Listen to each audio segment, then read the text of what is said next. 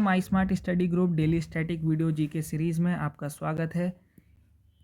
और रोज़ हम ये वीडियो लाते हैं जिसमें कि 10 क्वेश्चन होते हैं और ये क्वेश्चंस हम मानते हैं कि बहुत ही एग्ज़ाम में ज़रूरी हैं और कुछ ना कुछ इन एग्ज़ाम क्वेश्चन से ज़रूर पेपर में आएगा। और आप इनको रोज़ फॉलो करिए। 10 क्वेश्चंस में कोई बड़ी बात नहीं होती भाई दोस्तों, 5 मिनट लगते हैं। तो इस वीडियो को ज़रूर देखिए और 5-5 मिनट करके ही आपकी ऐसी प्रिपरेशन हो जाएगी कि आप कोई भी एग्ज़ाम में स्टैटिक जीके का कोई भी क्वेश्चन नहीं छोड़ेंगे। चलिए वीडियो को स्टार्ट करते हैं। पहला क्वेश्चन देखते हैं, who is the fastest Asian women to cycle around the globe. तो देखिए पूरे वर्ल्ड को घूमना साइकिल से, तो भाई इजी काम तो है नहीं। तो इसकी एक कंडीशन होती है कि 28,000 किलोमीटर ही आपको बस साइकिल करना होता है कंटिन्यूसली, या फिर बिना कोई ब्रेक के रेगुलरली आपको फॉलो करना होता है। ये 28,000 किलोमीटर आप चल लेंगे तो माना जाता है कि आपने पूरा वर्ल्ड साइकिल करा है। तो ये है इंडिया की Devangi Kulkarni, first Asian women है जिन्होंने ये फीट अचीव करी है।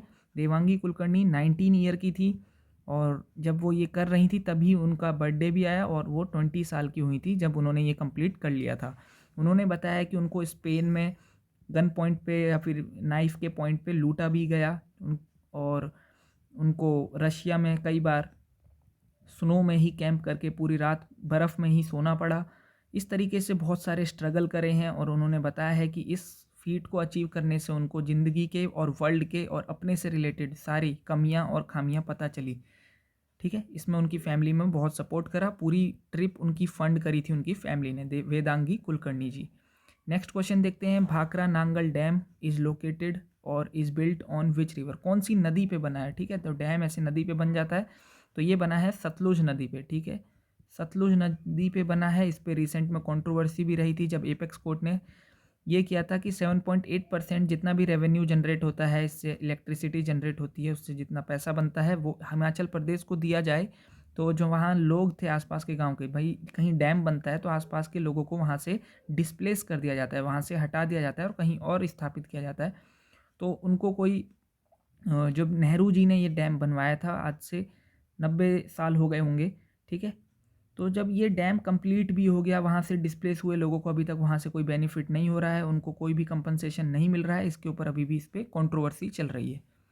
नेक्स्ट क्वेश्चन देखते हैं, where is the headquarter of International Solar Alliance. International Solar Alliance आपको पता होगा इंडिया और फ्रांस ने ही फाउंड किया है, वही इसके संस्थापक हैं। ठीक है, सोलर एनर्जी को यूज़ करने को बेस्ट एफिशिएंसी के साथ यूज़ करने के ऊपर है ये अलायंस, और ये बनाया है हेडक्वार्टर इसका गुरुगांव में। ठीक है, गुड़गांव जिसको गुरुग्राम नाम से जानते हैं सब अब। नेक्स्ट क्वेश्चन देखते हैं, when did railway budget merged with union budget. तो दोस्तों 1924 में सिंगल बजट से इसको तोड़ दिया गया था। यूनियन बजट अलग हो गया था और रेलवे बजट अलग हो गया था 1924 में। अभी 2016 में अनाउंसमेंट करके 2017 से इन दोनों को दोबारा से मर्ज करके सिंगल बजट कर दिया गया है। तो करेक्ट आंसर क्या है? 2017। तो इसी क्वेश्चन में एक दो चीज़ें और जान लेते हैं। फर्स्ट रेलवे बजट किसने प्रेजेंट किया था पार्लियामेंट में? First railway budget John Mathai ji थे। ठीक है, ये भी पता होना चाहिए आपको। और फर्स्ट फीमेल रेलवे मिनिस्टर, ये भी आपको पता होना चाहिए। फर्स्ट फीमेल रेलवे मिनिस्टर कौन है? ममता बनर्जी, जो कि वेस्ट बंगाल की सीएम है। ठीक है, Mamata Banerjee first female railway minister है।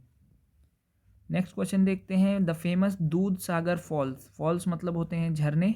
ठीक है, तो फेमस दूध सागर का झरना कहाँ है, कौन से राज्य में है? यह है गोवा में। ठीक है, नेक्स्ट क्वेश्चन देखते हैं, how much distance was travelled by first train in India. India में पहली ट्रेन ने कितना डिस्टेंस ट्रेवल किया था? 34 किलोमीटर। ठीक है, तो ये थाने तक गई थी, इसका एंड स्टेशन था थाने, और इसने बम्बई से थाने तक 34 किलोमीटर का ट्रेवल किया था। नेक्स्ट क्वेश्चन देखते हैं, कादम्बरी इज रिटन बाई। तो कादम्बरी किसने लिखी है? बाण भट्ट जी ने। ठीक है, बाण भट्ट किसके कोर्ट में थे? हर्षवर्धन के कोर्ट में थे। ये हर्षवर्धन राजा का नाम है, हर्षवर्धन के कोर्ट में थे बाण भट्ट। इन्होंने ये किताब लिखी है जो कि एक रोमांटिक नोवेल है। ये रोमांटिक नोवेल है और इसमें आपको ये भी पता होना चाहिए कि हर्षवर्धन की जो बायोग्राफी है, हर्षवर्धन की जो बायोग्राफी है हर्षचरिता, हर्षचरिता ये भी बाण भट्ट जी ने ही लिखी है, और कादम्बरी भी बाण भट्ट जी ने लिखी है। पर ऐसा माना जाता है कि कादम्बरी को ये पूरा नहीं लिख पाए थे, तो इनके बाण भट्ट के बेटे ने लिखी है आगे की कहानी, पर इसके ऑथर बाण भट्ट ही हैं। नेक्स्ट क्वेश्चन देखते हैं, Ezra cup is related to which sport. तो दोस्तों विट्टल ट्रॉफी कल की वीडियो में देखा था, जल्दी से कमेंट करके बताइए विट्टल ट्रॉफी कौन से गेम से एसोसिएटेड था। रोवर्स कप भी बता दीजिए, आपको दोनों पता होने चाहिए, हमने पिछली वीडियो में कवर कर लिए हैं। इसका आंसर है पोलो। एजरा कप का आंसर क्या है? पोलो। पोलो में क्या होता है दोस्तों, एक हॉर्स होता है, हॉर्स के ऊपर एक राइडर बैठा होता है और उनके हाथ पे एक स्टिक होती है, उस स्टिक से वो एक बॉल को हिट कर रहे होते हैं। ठीक है, आपको पता होगा, हॉर्स वाला गेम है ये। Correct answer is polo. Polo है Ezra cup. Which part of constitution talks about amendments. Amendments मतलब क्या होता है दोस्तों अमेंडमेंट्स का मतलब होता है संशोधन। संविधान में जो आर्टिकल्स में संशोधन किए जाते हैं नियमों में, वो होते हैं अमेंडमेंट्स। ये है पार्ट 20 में। पार्ट 20 बताता है आर्टिकल 368 के जरिए कि भारत के पार्लियामेंट पे अधिकार है कि वह किसी भी नियम में समय अनुसार परिवर्तन और संशोधन कर सकती है। आर्टिकल भी बहुत ज़रूरी है दोस्तों, आर्टिकल 368 पार्ट 20। Article 368 part 20।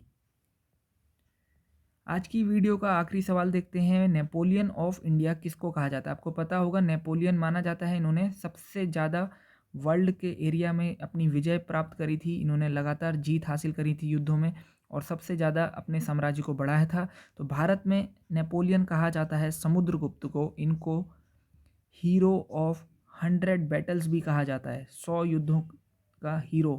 इन्होंने माना जाता है 100 से अधिक युद्ध जीते होंगे, इसलिए इनको नेपोलियन ऑफ इंडिया भी कहा जाता है, समुद्रगुप्त को। ठीक है, ये गुप्ता डायनेस्टी के हैं, ये गुप्ता डायनेस्टी के हैं।